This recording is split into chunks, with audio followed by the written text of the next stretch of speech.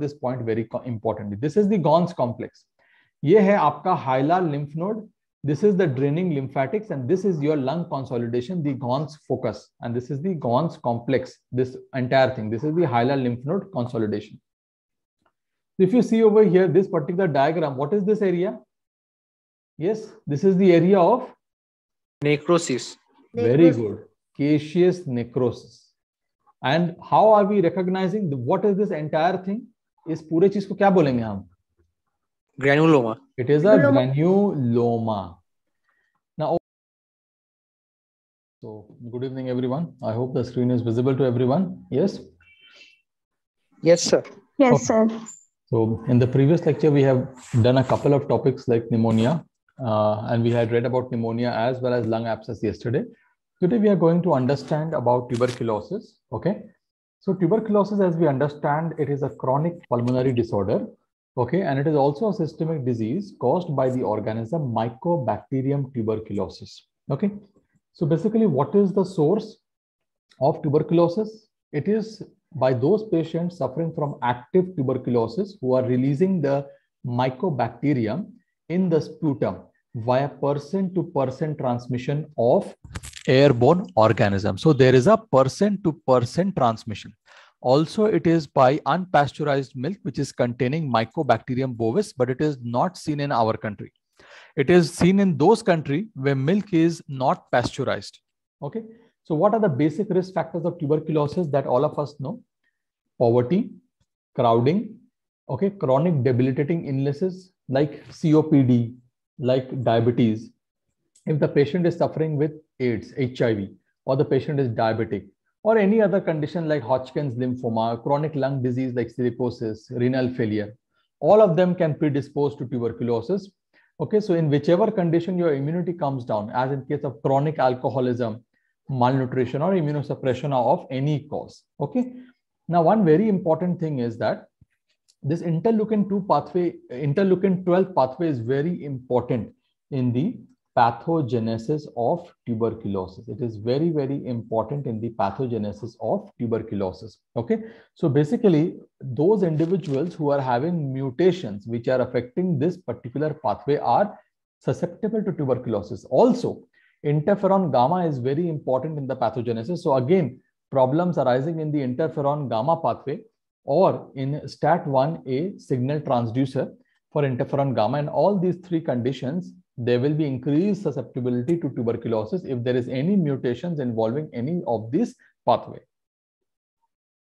Now again, polymorphisms in or variability in many genes, including the HLA, interferon gamma receptor genes, and toll-like receptor 2 genes. All these three can be involved with increased risk for developing tuberculosis. Okay. Okay. Now let us, before we go into the pathogenesis of tuberculosis, which is very important, we have to understand what is the delayed hypersensitivity in TB. That means any tubercular infection, okay, is going to give a positive delayed hypersensitivity in 2 to 4 weeks. And this delayed hypersensitivity is basically detected with the help of tuberculin test, also called as Mantoux test. It is a test which is performed in the skin wherein intracutaneous injection of purified protein derivative, that is PPD, of M. tuberculosis is going to produce a palpable induration, which is an elevation in the skin, a reddish elevation in 48 to 72 hours. Okay, this is basically your delayed hypersensitivity reaction, okay, which is a type 4 hypersensitivity reaction. Okay, it is a type 4 hypersensitivity reaction which develops. So infection is going to lead to a delayed hypersensitivity. In 2 to 4 weeks, this hypersensitivity develops. And those individuals suffering from tuberculosis is going to give a positive tuberculin or Mantoux test. That is the purified protein derivative test, PPD test, wherein we are intradermally we are giving, that is intracutaneously we are injecting purified protein derivative of MTB, which will produce an induration, a reddish elevation in the skin in 48 to 72 hours. So remember one thing, a positive tuberculin test is signifying that our body's CD4 plus response against tuberculosis tuberculosis is active. It is just signifying that. It is not differentiating between an infection or an active disease, whether the disease is in the active state or the person is just a carrier of the disease. Okay, it is not clear. So if a person is suffering from tuberculosis, whether he is in an active state wherein the organism is actively multiplying inside the body, or whether the organism is lying dormant, that this particular test cannot differentiate. Now, there are certain conditions wherein the test will come out to be negative. Kis condition mein hoga? In those conditions where our immune system is not that much strong. For example, any kind of immunosuppression like HIV or organ transplant patients on immunosuppressive agents, Hodgkin's lymphoma patient, sarcoidosis, malnutrition, certain viral infections. Okay, even in case of overwhelming active tubercular disease, this test can come out to be negative. Okay, in those conditions where the organism has actually superseded our body. Okay, this is when the test will come out to be false negative. Why it is coming out false negative? Because our immune system is not working properly. Then there is a particular condition wherein the test can come out to be as false positive. Means I am not having TB, but the test is showing positive. It can occur when the organism is an atypical mycobacterial infection. Okay. Also, with a prior vaccination with a BCG. Okay, so around that time, if you again do this test, so in that time, again, the test can come out to be false positive. So the history of BCG vaccination is very important before doing the Mantoux test. And any kind of attenuated strains of M. bovis that is used in the vaccine in some countries can also lead to a false positive reaction for Mantoux's test. This is more in details you will read in PSM regarding this. From pathology point of view, this pathogenesis is very, very, very important. So what happens in our body? Let us first try and understand. Okay. So over here, once there is an infection, please mute your calls, everyone, please. Okay. Okay. Now, what is this? This is an alveolar macrophage. Over here, what we can see is an alveolar macrophage. So once there is an infection, which is before the activation of CMI, and there are certain consequences after the activation of CMI. What is the meaning of CMI? CMI ka matlab hai yahan par, I am saying CD4 plus T cell. So there are certain things which are taking place before the activation of the CD4 plus T cells, and there are certain things which are taking place after the activation of CD4 plus T cells. So as the mycobacterium or mycobacterial agent is entering the body, okay, it is having certain mannose or C3b ligand on the surface that is binding to certain mannose receptor or CR3 receptor, which is present on the surface of the alveolar macrophage. Okay, so now they are getting internalized. Can you see this organism via this? It is now getting internalized. And over here, normally what happens? Normally inside the phagosome, there is a phagolysosome formation. Then there is an enzyme, there's a release of lysosomal enzymes which takes place. Okay, and because of the release of this lysosomal enzymes, what is going to happen? There will be destruction of this organism. But this doesn't happen in tuberculosis. Normally this thing takes place, but this step doesn't take place. There is a manipulation of the phagolysosome. Okay, the maturation arrest. So actually what happens that the phagosome, it combines with the lysosome and it matures to form what is called as a phagolysosome. Now, this is what happens normally, but in tubercular infection, there is a maturation arrest. So once the maturation is not there, means this phagosome is not combining with the lysosome. So whatever acidic enzyme is present over here is not being able to come inside and cannot destroy this particular organism. Okay, so there is no acidic pH. There is ineffective phagolysosome formation, because of which what has happened that this particular bacteria containing macrophage is going to disseminate this bacteria into the circulation. Kya hoga? Ki this entire thing is going to come in the circulation. So there is a primary bacteremia with seeding of multiple sites. Bahut sare body ke sites will be involved in this case over here. Okay. This is happening when, ye kab ho raha hai? When the body's CD4 plus T cells are not activated. This is happening when there is no activation of the CD4 plus T cell. Okay. This is the first thing that is happening. After this, what will happen? Let me tell you.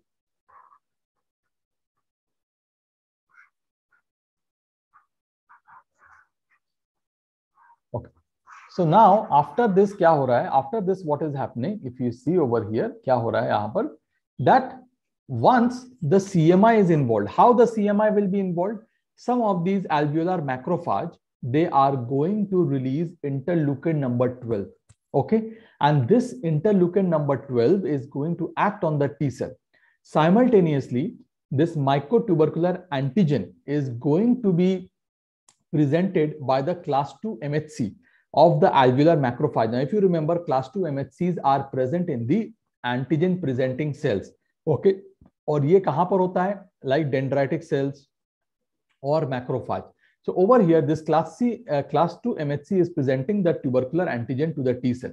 And once this presentation occurs, this alveolar macrophage is releasing an interleukin called as interleukin number 12, which is facilitating the conversion of this T cell into T helper 1 cell. And this T helper 1 cell, if you remember, okay, once this T helper 1 cell will become activated, this activation takes place in 2 to 4 weeks. That is why only after 2 to 4 weeks of an infection that a person can give rise to a tubercular reaction, or it can give rise to your delayed hypersensitivity reaction. And only after 2 to 4 weeks of infection, when there is activation of T helper cells, that you will have the positive Mantoux test. Okay, you will have positive Mantoux test, as we can see over here. Okay, is this clear? Now this activated, now what happens over here? There's a release of this interferon gamma. Okay, and that interferon gamma is released by the activated T helper 1 cell.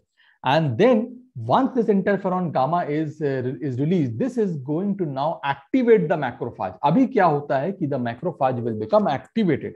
Okay, so once the macrophage activation occurs, all this thing which was not taking place over here will now start to take place over here. So the phagolysosome maturation will take place. There will be production of nitric oxide. There will be production of reactive oxygen species. Along with that, autophagy will be stimulated. So in short, all this mechanism is going to stimulate the mycobacterial killing. So this is followed by the further release of certain chemokines and cytokines like TNF, which is going to cause further recruitment of the monocyte. And ultimately, what is formed is called as a granuloma, at the center of which you have necrosis, which is caseous in nature. These are what are these cells over here? These are the epithelioid cells. And what are the epithelioid cells? They are modified macrophages. They are modified macrophages. So over here we can appreciate कि यहाँ पर we are having epithelioid cells. Okay, and surrounding them there are mononuclear cells. Now, what is the basic idea? Why the granuloma formation is there? The basic idea of granuloma formation, it is to contain the spread of TB, contain the spread of tuberculosis. I hope the pathogenesis is crystal clear to everyone. It will be repeated once again when I'm going to read out the lines and important points. At least 50-60% is clear to you all? Yes, sir. Yes. Okay. Chalo. Now, I will come to the, okay, let us first do the pathogenesis, so you will understand better the pathogenesis. What we had seen over here, ki sabse pehle, there is an entry of the organism inside the macrophage. So, and once they enter, they are going to start to replicate. Okay, they are going to divide and they are going to start replicate. Now, this particular organism, that is M. tuberculosis, it is blocking the formation of phagolysosome initially. This is in that condition when the CD4 plus T cell is not stimulated. That is before the activation of CD4 plus T cell. So how does this replication of macrophage stop or block this phagolysosome formation? By inhibiting certain calcium signal and proteins which are needed for phagolysosome formation. So यहाँ पर क्या है? Phagolysosome is not formed. After this, what is happening? That there is certain pattern called as PAMP, or pathogen associated molecular pattern, and all organisms in this world, all organisms, they are having a particular pattern called as PAMP. Like we are having our DNA fingerprint, every organism is having certain PAMP. Now this PAMP of M. tuberculosis, they are recognized by the innate immune receptors, जो मैंने दिखाया था. The mannose receptor is one innate immune receptor, and the C3b receptor is also one innate immune system ka receptor. See over here, I have already shown you over here. Mannose ko Mannose receptor and C3b ko CR, complement receptor 3. All these are the part of innate immune system, including the toll-like receptors. They are going to recognize, and we all know the innate immune cells, the innate immune receptors are the only receptors which will be in first contact with any kind of organism. Okay, so once this stimulation will occur, it is going to further enhance the adaptive immune response. Now, approximately in 2 to 4 weeks time, as I told you, by the release of interleukin 12 by the APC, यहाँ पर APC कौन सा था? Alveolar macrophage was acting as the antigen presenting cell. So this is going to release interleukin number 12, which is going to activate the T helper 1 cells. And once the T helper 1 cell stimulation is there, they are going to cause macrophage activation, and ultimately there will be killing of the bacteria by the mechanisms which were already listed above. Okay. For this activation of the macrophage, what is very necessary? Interferon gamma released from the activated T helper 1 cell. It is the critical mediator which is causing activation of the macrophage, and it is helping the macrophage to contain or to stop the spread of M. tuberculous infection. So interferon gamma is activating the macrophage in 5 ways that we have already seen. One is your phagolysosome maturation and activation, production of nitric oxide, reactive oxygen species formation, mobilization of defenses against M. tuberculosis, and fifthly is autophagy. Okay, so whatever mechanisms we have seen and that I've explained, it's a repetition of the same thing over here. Okay, so I hope the pathogenesis is crystal clear to everyone. Okay, now, as I told you, this activation of the macrophage will be followed by the formation of a granuloma. Okay, and this T helper 1 response, it will orchestrate the formation of granuloma and caseous necrosis, jahan par I have told you that under the influence of interferon gamma, the macrophages will become epithelioid histiocytes. They will aggregate to form a granuloma, and some of them will form giant cells. And also there is caseation and necrosis, as we have already seen over here. Plus there will be release of certain cytokines like TNF and chemokines, which is further going to recruit the monocytes. All these points I have already discussed over here. If you can see, I have shown everything over here and I have already explained these points. Okay. Now, once we have understood the pathogenesis, we have to understand that how the TB is going to act in our body. Abhi dekho, first time what has happened, there is a primary infection. That is the first infection. Primary infection occurs in those individuals who are never exposed to tuberculosis in their life. The first time what will happen, there is a formation of a primary complex which is localized. Abhi localized ka matlab kya hai? Ki for example, there is a focus over here. There's an inflammation of the lymphatics and there is a focus over here. Okay. Isko bolte hum log, we call it as what? Gons complex. Gons complex. और इसको ये जो छोटा सा form है इसको बोलते हैं gones focus. Now after this primary infection, what all things can take place? Now first time infection occurred. Okay, after that there is a healing, scar formation hota and everything becomes all right. Organism is not viable, means normal, it has cleared off by itself, by the immunity of that individual. Secondly, it can form a latent infection. The organism is not dead, it is just dormant. Okay, it is just dormant over here. Okay, now what is the fate of this latent lesion later on in a later stage? Okay, this can become active once again. It can reactivate and give rise to what is called as secondary tuberculosis. Now, secondary tuberculosis can also occur by reinfection. Reinfection ka matlab hai, what is the meaning of reinfection? This person is already cured. Again, at a later stage, there was a second infection. That can also happen. Okay, that can also happen. This is called as secondary tuberculosis. Now, what will happen? This secondary tuberculosis, and what is this primary? This is your primary tuberculosis. This is your secondary. In secondary tuberculosis, classically, the important thing is that the lung apex is involved. There is a cavitation, there is a caseation, and there is a healing by extensive fibrosis. These are the 3 important points in secondary tuberculosis.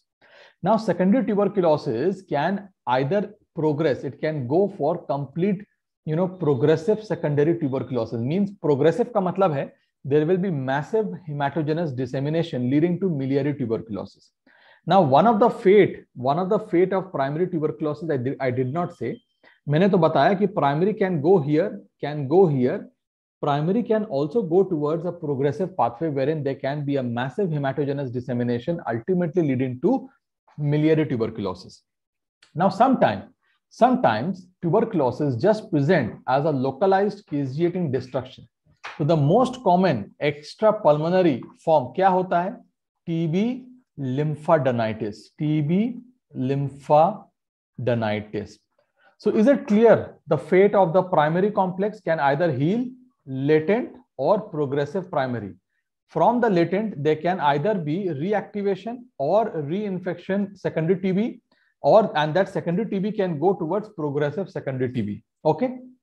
Basics, something is clear. 50-60% is clear. Yes, sir. Sir, repeat once again, please. Which one? You want me to repeat this entire slide? No, sir. How secondary is going to progressive secondary? Okay, I will tell you. Dekho, I will just explain it to you. It's very simple, not that difficult. This part you need to understand. So remember, secondary, the term meaning of that is that it is secondary in nature. So the meaning is it is coming from somewhere. So if the primary infection became latent, the organisms were dormant. Now suppose the immunity of that individual has fallen down. So there can be reactivation leading to secondary tuberculosis. Now is it clear the number one way secondary can occur, that the primary that became dormant became reactivated, or the primary which has already healed, that person can have a reinfection. Second time infection can occur the second way. And thirdly, the secondary tuberculosis can go towards progressive secondary tuberculosis with a massive hematogenous dissemination. Okay. Now the features of secondary tuberculosis, as I'm telling you, you will have large cavitation and the lung apices, or it is the apex of the lung, which is classically involved in tuberculosis. Is this point crystal clear to everyone? Can we move ahead now? Yes, sir. Good. Okay. Okay. We have already seen over here many things. Okay. Pathogenesis ho chuka hai. Now we will come to the clinical features and the diagnosis of tuberculosis. Now, typically, the systemic symptoms of tuberculosis, classically kya hota hai? The patient will come to you with persistent cough. I was watching a movie yesterday, Anirudh. It is a very old movie, I think 1977 movie. And you are having that hero. Again, I am forgetting the name of that hero. Kya naam tha uska? Anyways, that hero, the movie name is Anirudh. Watch that movie. Okay, that particular actor, there is a protagonist. His name is Shrikant. Not a protagonist, it is a friend of the protagonist. Okay, so you go and see this movie Anirudh. Classically, how the picture of a tubercular patient is there. I never saw the movie. Just I saw that person, his friend, and I was able to diagnose this is the case of a TB. So go through this movie, Anirudh. It's a very nice movie. Go through this movie. Shrikant is the character. He's having a classical feature of tuberculosis. Now, these patients, all these symptoms are because of these two villains, TNF and interleukin number 1. They are often appearing in the course, and usually the patients are having persistent coughing, weight loss, anorexia. Okay, and low-grade fever with a classical evening rise of fever. And classically, the patient will tell that whenever he is getting up from sleep, his entire clothes are drenched in sweat. This is the basic important feature of TB. Now, with progressive pulmonary involvement, there's an increased expectoration. The amount of sputum will increase. First, it is mucoid, later it will become purulent. Now, very, very important feature is that whenever you will be asked, even in medicine, as I told you yesterday, go and read Matthews. Half of the patients of tuberculosis will present with hemoptysis. So remember, TB is a very important cause of hemoptysis. Agar kisi patient ko hemoptysis ho raha hai, old patient hai, there can be two things. Either the patient is suffering from some cancer, lung cancer, or the second and the most important presentation is tuberculosis. Okay. Now, as in pneumonia, I told you, if the pleura is involved, there will be pleuritic pain. So, yahan par bhi the same thing is there. And extrapulmonary manifestation will depend on the organ of involvement. For example, CNS is involved, tubercular meningitis can occur. So, those features will be there. For example, your stomach is involved, ileocecal tuberculitis is there. Again, over there, strictures will be there. Patient will present with obstruction. So how you make the diagnosis? Very important is the history, the classical history of the patient, the physical and the radiographic findings of consolidation and cavitation. Cavitation is a feature of secondary tuberculosis. Okay, that too in the lung apices. The most commonly done test is the sputum test for AFB, acid-fast bacillus. And we carry out the culture of the sputum. Now, which is the gold standard culture or the gold standard test for TB? Which culture is done? Yes, you have read microbiology. LJ. Lowenstein Jensen medium is the gold standard test culture. Okay, so culture is usually taking 3 to 6 weeks in solid agar, but culture in liquid media is taking around 2 weeks. Okay, now newer test has come in, the PCR amplification test. What do we call it as? CBNAT. The nucleic acid amplification test is now being done for a rapid diagnosis. Okay, but remember, culture is remaining the gold standard test, and in culture we are also getting the drug sensitivity also, drug susceptibility or the sensitivity testing. Okay, okay. Now we will differentiate between primary and secondary tuberculosis. Very, very, very important. Primary tuberculosis, it develops in a previously unexposed or unsensitized individual. Mostly these are children, whereas these are arising in a previously sensitized individual. Usually they are adults.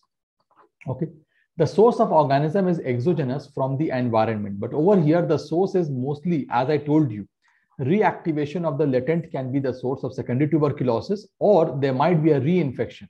A person of primary got infection, became healed, all right, again there was a reinfection, as I have already shown you. Now in most patients, in most people, the primary infection is contained or it is latent. Nothing happened. The patients are asymptomatic.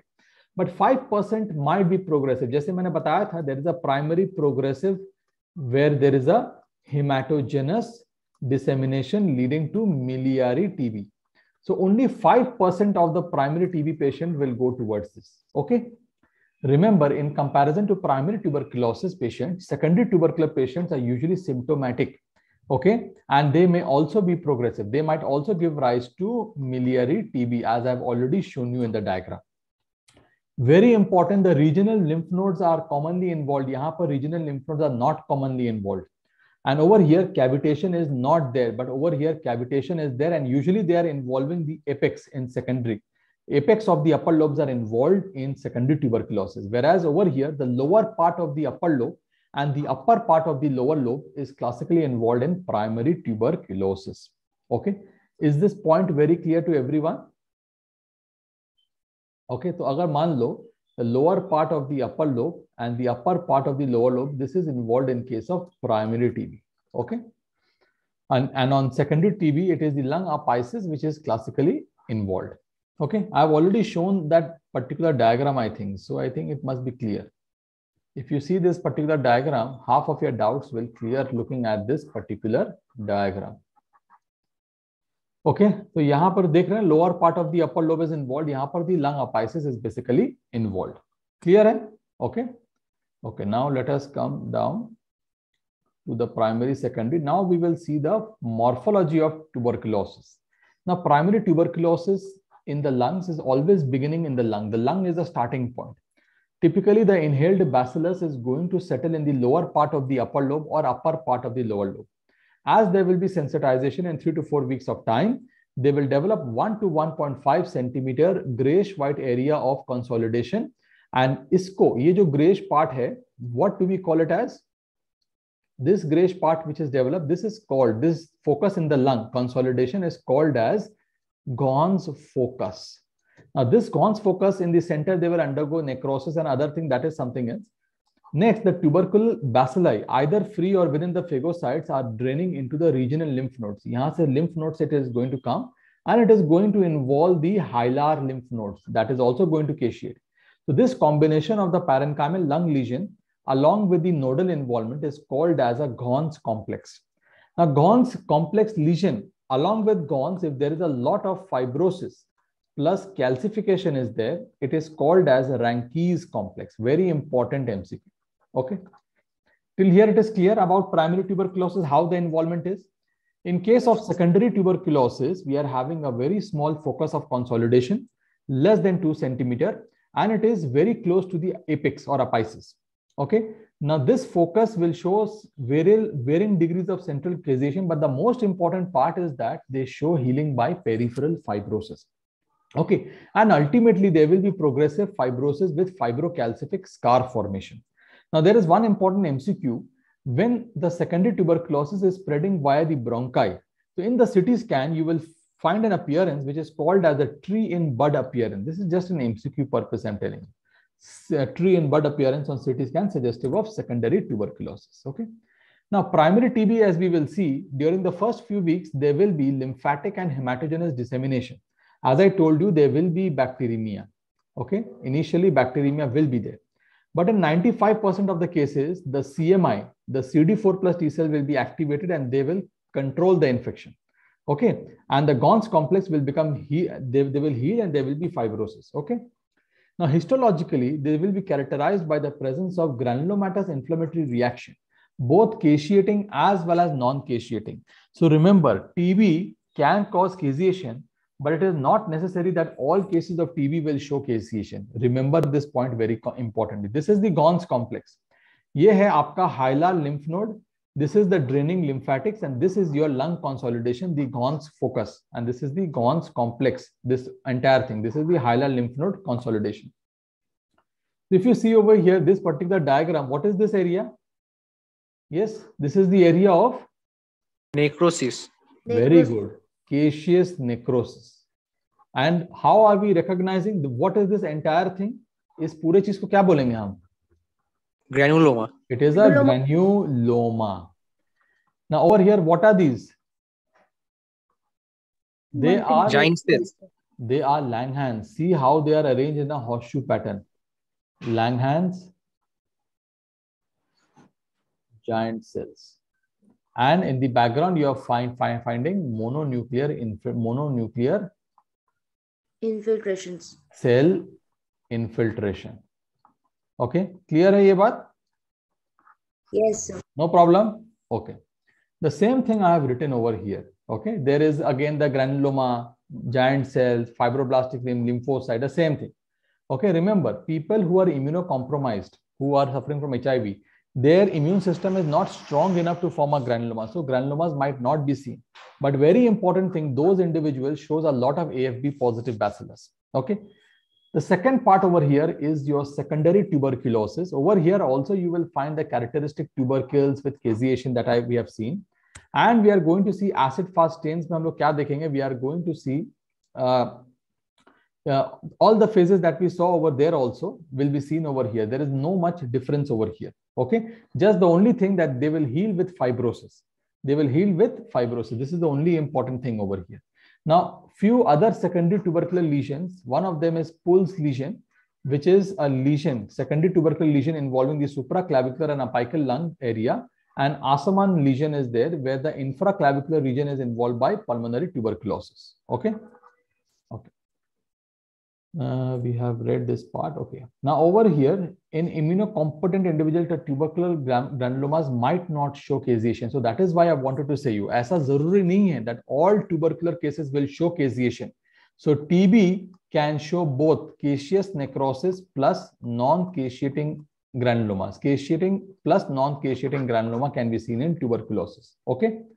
Now this is an acid-fast stain, and if we can see the macrophage, they are containing this acid-fast bacillus. Yes, everyone can appreciate acid-fast bacillus. Okay. Okay. Yes, sir. Now this is a lung. Okay, wherein you can see. Can you see the involvement over here? There is a cavitation. A cavity ban chuka hai. Yes. So probably which type of TB it is? Secondary. Very good. The secondary tuberculosis. Okay, secondary tuberculosis. Now, then I told you there is something called as a progressive pulmonary TB. Progressive ka matlab hai, it is going to spread throughout the body. So it is most common in older individuals and immunosuppressed individuals. So the apical lesions, they are going to spread throughout the entire lung. Okay. And over here, just remember one thing. The two things can happen. There can be a miliary pulmonary disease wherein this entire lung will be involved, like small miliary tubercle, like millets, millet seeds. That is why called as miliary. Okay, through the lymphatics, there can be progressive primary infection. Let me show you the progressive primary infection lung. So you will be better able to understand. Okay. Can you see over here? Actually, miliary is not shown properly over here. In progressive lung, it is not shown. See, can you see the liver and spleen here? How they're involved by small millet-sized Yes, sir. tubercles. In the similar way, the lungs will also be involved like this. Okay, that is actually miliary pulmonary involvement. That is miliary pulmonary involvement. Okay. Now with progressive, okay, the pleural cavity will be involved, leading to pleural effusions, tubercular empyema, obliterative fibrous pleuritis can also be there. Okay. Okay. So this is just about your progressive pulmonary tuberculosis. Once they progress, what will happen? So can you understand this miliary pulmonary tuberculosis? Can you see these small dots of dissemination? Yes, these are small tubercles, 1 to 3 diameter nodules. Okay. It represents hematogenous dissemination. Most commonly, it is seen post-primary TB. Post-primary TB. So this is progressive pulmonary TB. Now there is a systemic miliary tuberculosis. Remember, progressive pulmonary means there is a miliary pulmonary disease like this. Okay, systemic dissemination is not there. That is completely different. Now here we can see the systemic miliary tuberculosis, wherein the tubercular organism is going through this entire body. Okay, it can involve the spleen, liver, adrenals, kidney, any and every organ can be involved. When there is a systemic arterial dissemination, we are using the term systemic miliary tuberculosis. Okay. Excuse me, sir. Yes, bolo. Yes, tell me. Sir, systemic miliary TB is a subtype of secondary tuberculosis. No, this systemic miliary can occur after primary as well as after secondary TB. Okay, this sir. Progressive pulmonary is most often after primary TB. Most often after primary TB. Okay. Is this clear now? Yes, sir. Yes, sir. Okay. Already in the pathogenesis, this is mentioned. Okay. Now, miliary TB lesions, if you see, there are certain other focuses.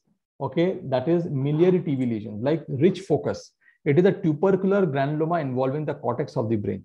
Weigand's focus, wherein the subintimal focus in the pulmonary vein is there. Simon's focus is when there's a localized focus in the liver. And Simon's focus is it's a tuberculous nodule in the lung apex due to the spread of primary TB elsewhere in the body to the lung apex via the bloodstream. That is Simon's focus. These are just important for MCQ purpose, doesn't require for your exam answers.